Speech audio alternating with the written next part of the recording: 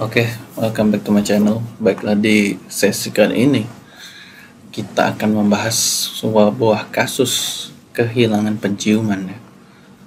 Nah, jadi pasien ini laki-laki 37 tahun datang ke IGD dengan keluhan hilang penciuman, badan terasa lemas ya, nyeri kepala, mual, tapi tidak muntah. Nah, ketika kita lihat riwayat perjalanan penyakit 2 minggu yang lalu, ini demam pasiennya sudah terus menerus ya, menggigil tapi tidak ada keringat di malam hari. Jadi ini keringat di malam hari ini lebih untuk menyingkirkan diagnosis tuberkulosis.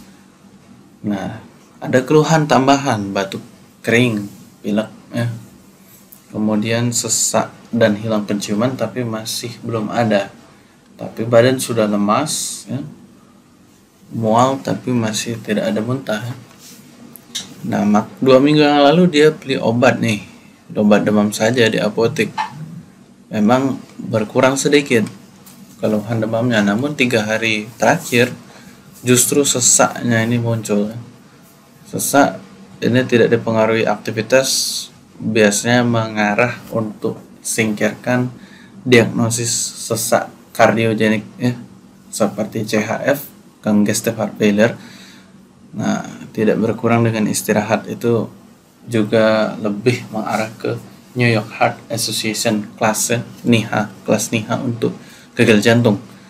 Nah, keluhan batuk pilek ini masih ada ya. Jadi memang dari riwayat perjalanan penyakit kita bagi tadi untuk tahapan 2 minggu yang lalu, 3 hari terakhir, dan yang saat ini.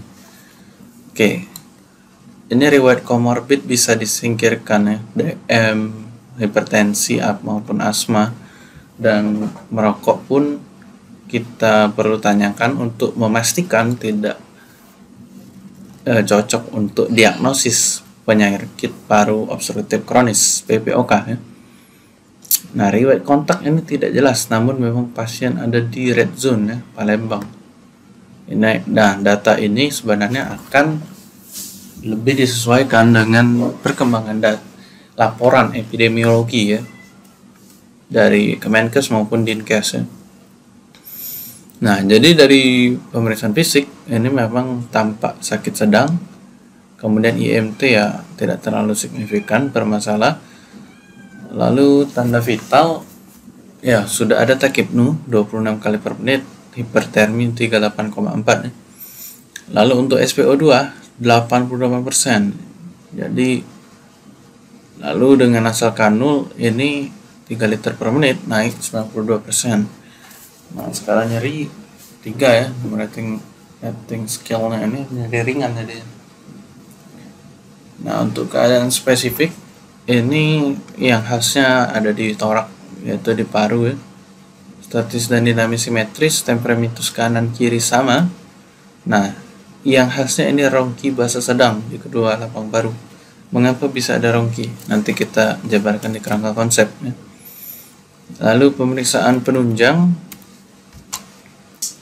ini untuk laboratorium trombositopenia, gangguan pembekuan darah jadi, atau leukopenia ya, WBC-nya 3900, hematokrit juga menurun. Jadi seolah-olah plasmanya berkurang ya pada pasien ini.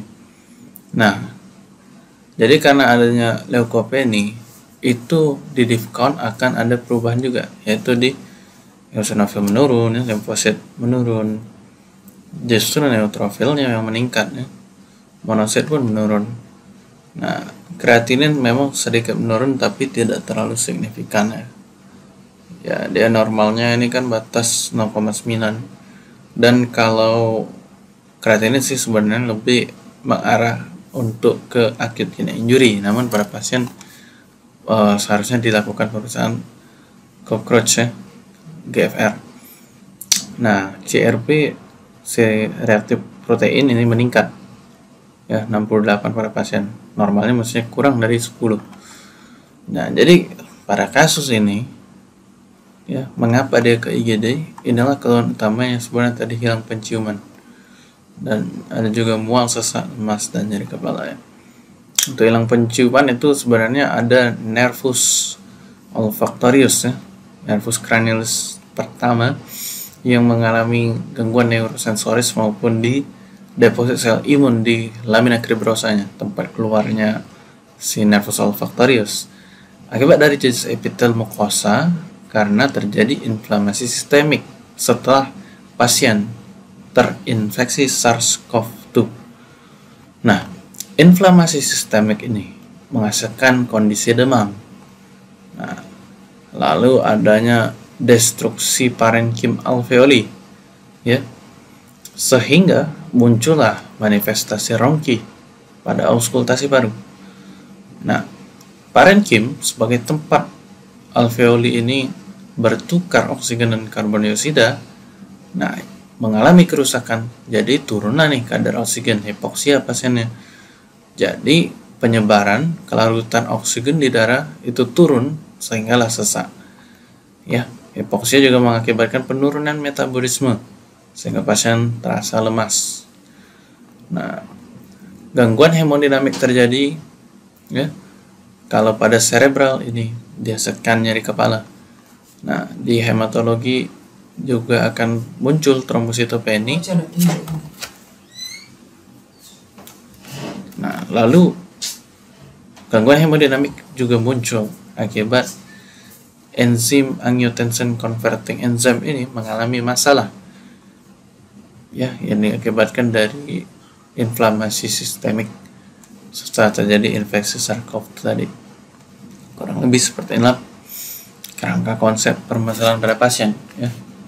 Jadi kita simpulkan Tuan Roni 37 tahun, suspek COVID-19 dengan anosmia. Ini masih perlu kita naikkan kasusnya dari suspek menjadi probable, bisa dengan ronsen torak atau rapid antigen maupun antibody. Nah, namun dengan gold standard untuk menjadi confirm ya, kita sebaiknya langsung saja swab PCR, polymerase chain reaction ya, karena permasalahan pada pasien intinya tadi adanya ACE2. Inilah mengapa tadi adanya mual akibat dari hepar ya, dan juga permasalahan pada trombositopeni pasien. Nah, inilah manifestasi kardiovaskuler nantinya muncul ya di hemodinamik yang berinteraksi dengan hipoksia dan juga sesak ya. Sesak ini di paru yang menghasilkan angiotensin converting enzyme, dan SARS-CoV ini memiliki struktur seperti rambut-rambut tajam ini. Nah, struktur inilah yang nantinya akan menyelinap ke dalam sel inang manusia yang terinfeksi, yaitu pasien. Nah, lalu muncullah respon molekuler ya. Nah, disinilah reseptor ini ibarat gembok dan kunci ya. Kuncinya si virus. Nah, tempat anak kuncinya itu si reseptor S2. Inilah yang tertangkap sehingga muncul respon proteolisis, hancuran protein, translasi, replikasi, dan seterusnya ya, sehingga terjadi manifestasi hilang penciuman pada pasien ya. Itulah tadi anosmia. Oke, semoga bermanfaat ya.